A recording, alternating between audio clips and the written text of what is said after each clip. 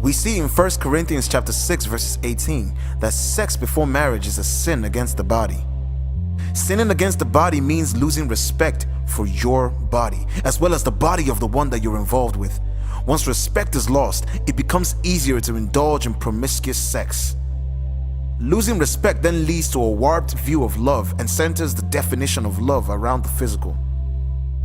The emotional needs which God created are not met in casual sex, but in loving commitment of a mate.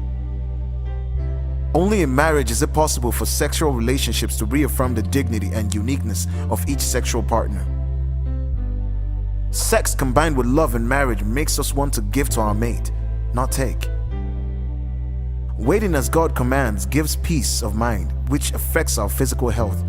We don't experience the stress of worrying about unwanted pregnancies or sexually transmitted diseases that could kill or cripple us or our children. Now, of course, the safe sex campaign across our country fools many into the false peace of mind. Birth control methods are sometimes unreliable, and the high rate of failure of condoms is not understood amongst many teens. At best, among those who are sexually active, 1 in 6 condoms will fail, and at worst, 1 in 3. Clearly, God's word forbids any type of sex outside marriage. There are spiritual consequences anytime we disobey God. God will judge fornicators and adulterers, Hebrews chapter 13 verses 4. Sexual sins brought destruction to Sodom and Gomorrah in Genesis chapter 19. Many Bible characters committed sexual sins and were judged by God. Great trouble and grief came to Lot and his daughters, to Shechem, Reuben and Judah and Tamar, Samson and David. Judgment from God may be immediate, as in the death of David's son, or come in future consequences we will face. Medical science may eliminate or lessen some consequences of my sin, but it cannot remove my accountability before God. Sin separates us from God, according to Isaiah 59 verses 1 to 2, Hosea chapter 5 verse 6 also. It causes us to be a bad influence on others. Both Christians and non-Christians, sexual purity is a way to show respect for others and to confirm their dignity as human beings.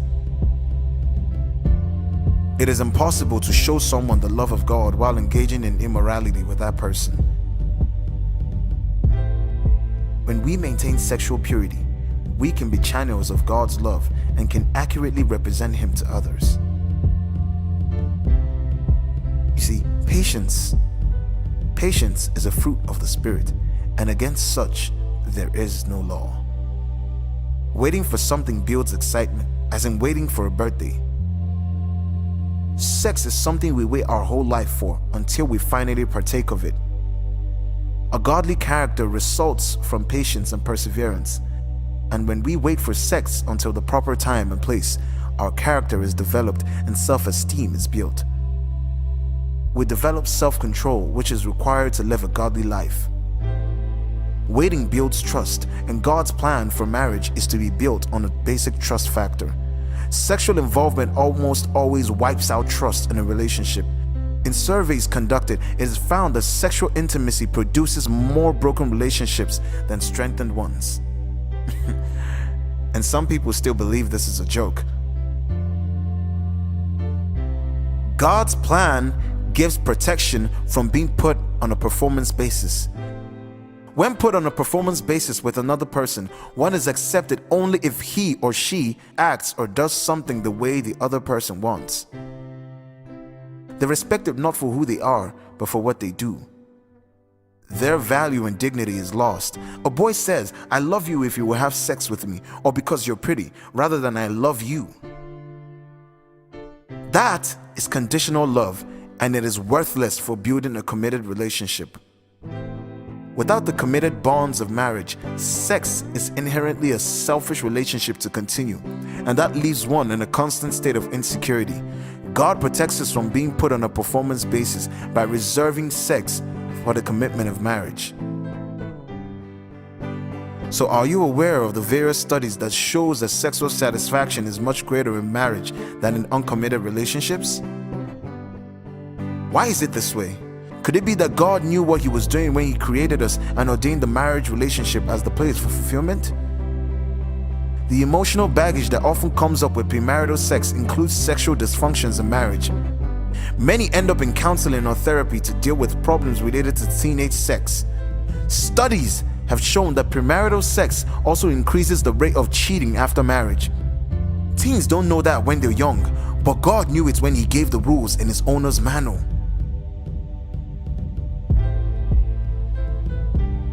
God has set marriage as the proper place for sex.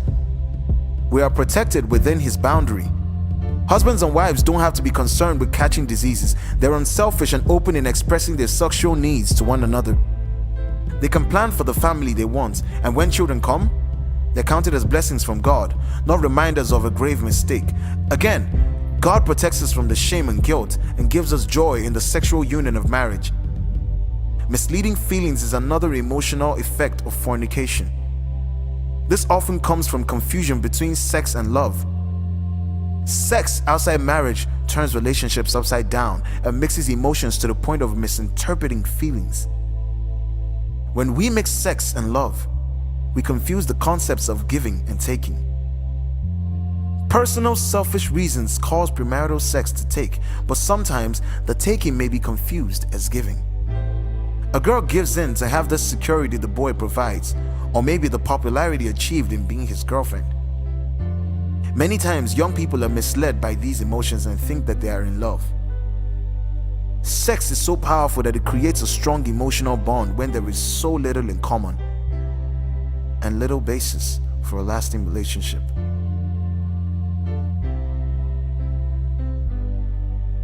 You see those mixed up feelings? Yeah, those mixed up feelings are destructive in a dating relationship and can have tragic consequences if the relationship progresses to marriage. This I can tell you firsthand. Sex doesn't constitute love, and as Christians, we are to develop agape love. The kind God has for us that gives with no expectation of getting something in return. The 1 Corinthians 13 model of love does not describe emotional feelings, but rather acts of the will.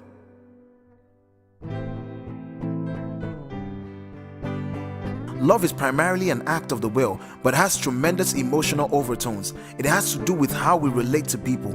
Our actions of love are tied to our emotions because relationships naturally have emotional bonds. And I understand that. Likewise, sex has an emotional aspect because God meant for it to be a joining of soul and mind as well as a physical union. And that involves the moral conscience, which can inflict pain after the physical pleasure is gone. Unless the two have become one in marriage, marital sex is a model for God's provision to draw us closer to one another and to Him. The hardship of breaking off the relationship is another consequence. This, I can tell you, it is painful. The pain that comes when one breaks up with a sexual partner is often an emotionally terrible, tearing apart kind of pain. Even when a couple realizes that fornication is sinful, they may try to find ways to justify the relationship because of the emotional bond formed between them. Sex forms a bond that exists when the rest of the relationship is bad. We see evidence of that when a girl stays with a partner who physically abuses her and who often treats her like dirt. Then there is the effect of psychological and emotional distress that comes. Premarital sex has serious adverse effects on the self-image of the partners rather than joy, and emotionally crippling guilt seems to be the companion of permissive sex. Sex is such a definite experience that a part of each of us remains forever a part of the other. The effects of this casual investment of the mind and emotions is far-reaching. Humiliation and a poor self-image came to many after sleeping with a person who never calls back or breaks off the relationship. So Hebrews 13 verse 14 says this: "Let marriage be held in honor, and let the bed be undefiled." Your body is the temple of the Lord. You must use it to glorify God.